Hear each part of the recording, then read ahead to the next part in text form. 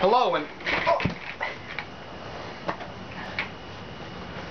welcome to Crash Course World History.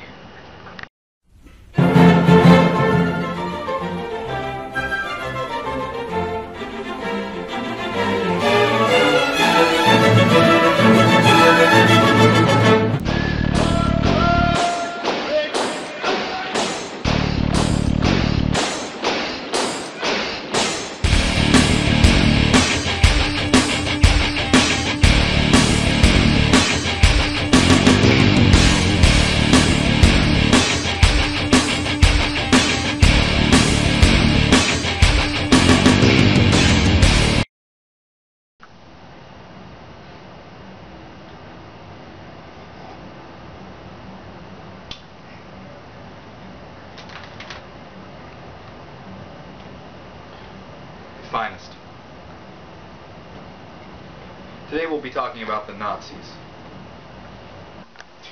Dokas, which of these two pieces do you like better? I like that one. This painting was made by Adolf Hitler. How does that make you feel?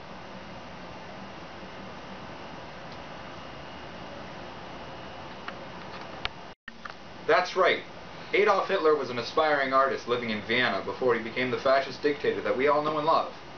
He painted and sold hundreds of his works, but then he failed an entrance exam twice, in 1907 and 1908, to the School of Fine Arts in Vienna, thus ending his art career. Later, Hitler fought for Germany in World War I, in which he became a decorated soldier. He dodged death on many occasions, once sustaining an injury to his genitalia. Undoubtedly, it was his lack of artistic talent, coupled with his lack of a left testicle, that caused him to do such horrible things. Hitler was invited to the German Workers' Society in 1919. Later, the symbol of the party would be changed to the swastika. Using his position and his charisma, he was able to win over the hearts and minds of most of Germany. Thus, Hitler and the Nazi Party took over. Under Hitler, the Nazi regime flourished. The central themes of this party included hatred, genocide, lust for world domination, and generally being During the Third Reich, over 11 million people, seen as inferior to the pure-blood Germans, were murdered. As a direct result of this, the outside world didn't like Hitler that much. There were many attempts made to kill Hitler. During his lifetime, there were over 20 different assassination attempts. One of the most famous is the July 20th plot, also known as Operation Valkyrie. A German double agent was given a suicide mission to kill Hitler and several of his officials during a secret meeting in a secret location in Germany. The agent had a briefcase full of explosives that he would detonate when he was close to Adolf. Everyone except Hitler kicked the bucket in the explosion, which totaled the house. The plot originally included a coup in which other officers would take over and try to forge peace with the Allies, but unfortunately, Hitler lived and the conspirators were arrested. Now, Hitler was the mastermind of this whole Reich, but there were some other bad dudes in command as well. Hitler employed Joseph Goebbels as his head of propaganda, and this guy was pretty good at what he did. Making someone who looks like this seem good to the entirety of the German population was a major feat. He created everything from pamphlets to movies to posters that decorated the German cities, homes, and lines. Another main Nazi official was Reinhard Heydrich, the maestro of the Holocaust. He was the head of finding, deporting, and killing the undesirables. Everyone from the physically and mentally handicapped to people of different ethnicities, but most prominently the Jews. Luckily, Reinhard was killed in Operation Arthropod before he could come up with any more torturous ways to dispose of people. Some believed he was even more evil than Hitler. He was literally Hitler. The two commanders of the German army and Luftwaffe were Hermann Röhrig and Göring. These two together conspired for the takeover of Paris and would have taken over England too if it weren't for you meddling kids and your bloody radar. But enough about the bad guys. Let's talk about what everyone's thinking. The most important part of the Nazi regime. The Wunderwaffe. The super weapons. the mountain gun.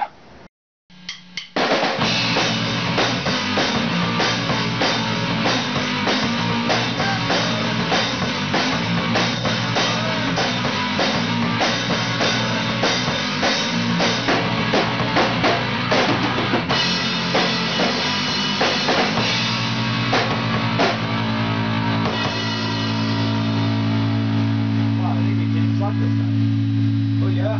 Yeah.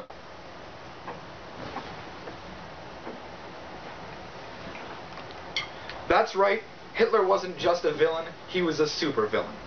Now, Germany had just recently taken over France at this point, and they decided that the best use of this new territory was to build gigantic underground cannons. Now, these mountain guns were so huge that they needed to be built into the faces of mountains so that their recoil wouldn't make them literally collapse in on themselves. Thus, the mountain gun was born, and promptly destroyed by Allied bombings before it could ever fire.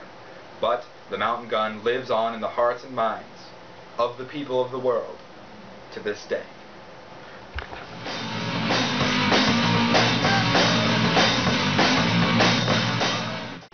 The mountain gun wasn't the only Nazi superweapon that the Germans had their hands on.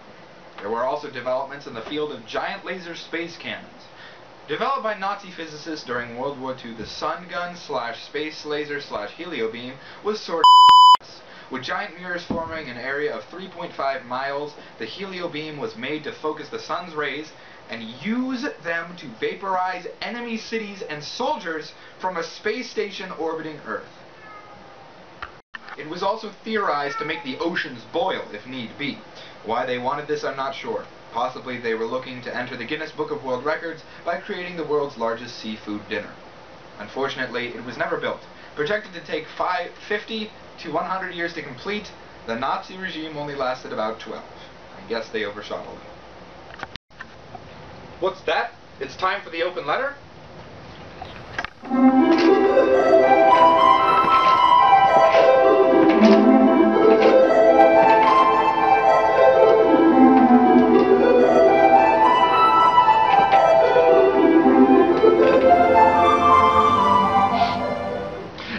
Letter to Hitler.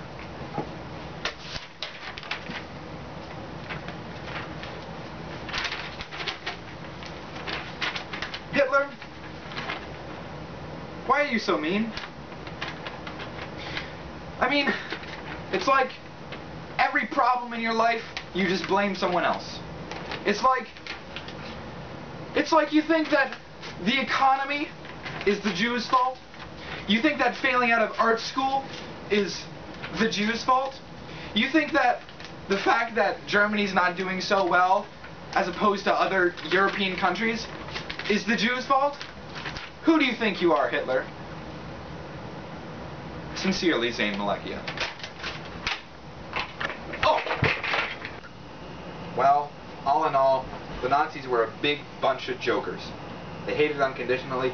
They persecuted and killed millions, and they would probably steal a lollipop right out of a toddler's hand.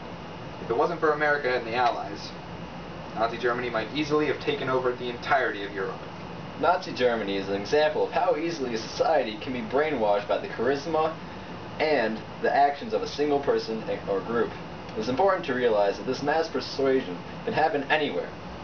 And the only means of combating it is to hold fast to your morals and to never let the words of a few hold sway in your life without looking inwards first.